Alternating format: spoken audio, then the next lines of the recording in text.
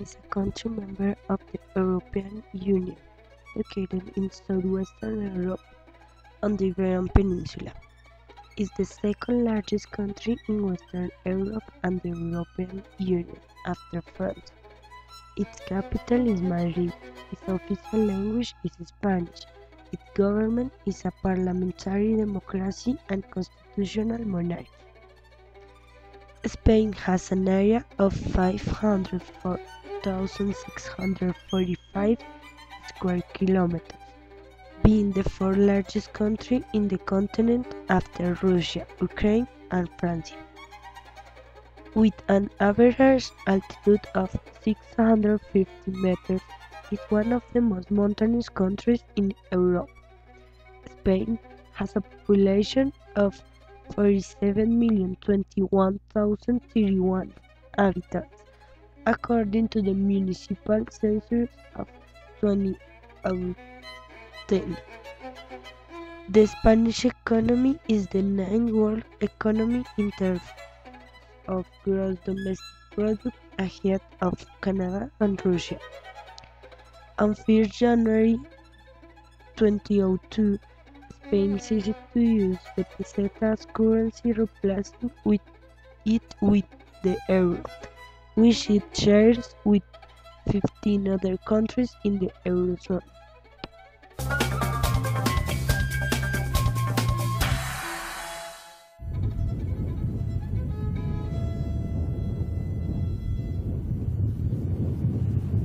Africa on one side, Europe on the other. Several kilometers of 6-meter-high barbed wire fence separate Morocco from Spain. It's a fortress-like border which would-be immigrants risk their lives trying to cross.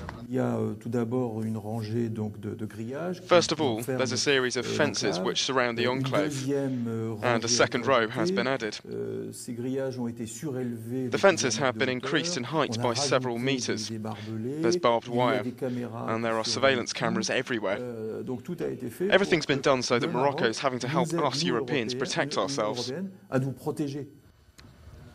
The people who try to climb the fence generally come from sub-Saharan Africa, while those who smuggle themselves inside vehicles are largely Moroccan. The El Dorado they're hoping to reach are the Spanish enclaves of Melilla and Ceuta. The two enclaves were kept by Spain at the time of Moroccan independence and became part of the European community in 1986. These two European mini-states on African soil are the first stage for people hoping to reach the European mainland. In order to do that, the men have to undertake a long and dangerous journey.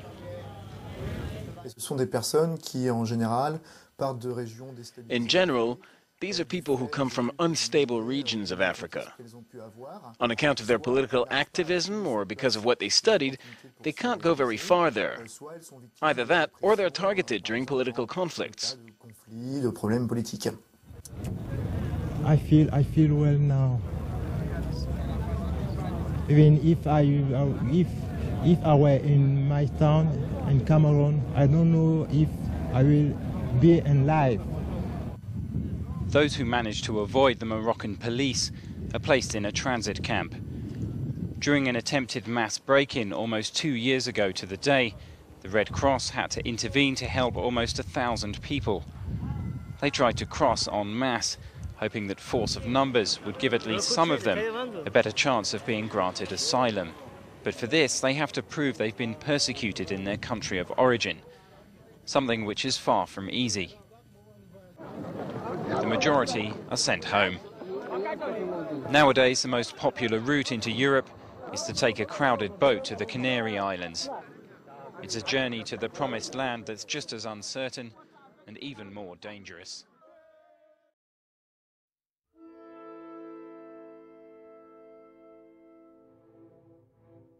The most important problems of Spain is the legal and illegal immigration. This is a process when some people immigrate from one country to another. It can be because they are forced to move by a conflict or voluntary immigrate. A negative consequence is that many immigrants do jobs that the native don't want to do. that have to spend long hours by low gains.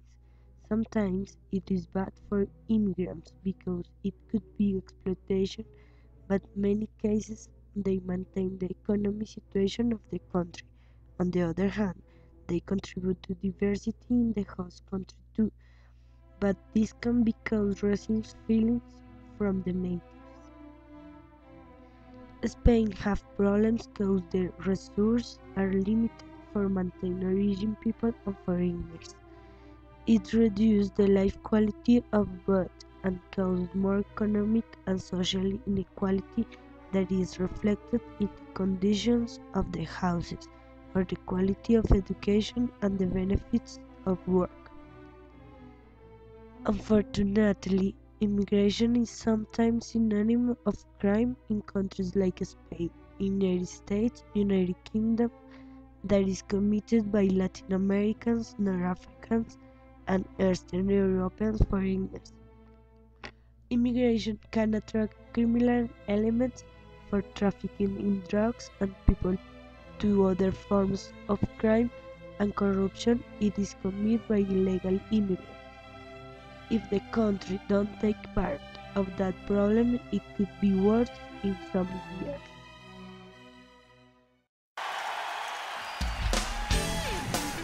One solution for this problem is the regulation of immigration that could contribute with the diversity in Spain. It means that it maybe have many races, cultures, and representative communities meeting in one country. This is good for this country because it makes it more attractive and interesting.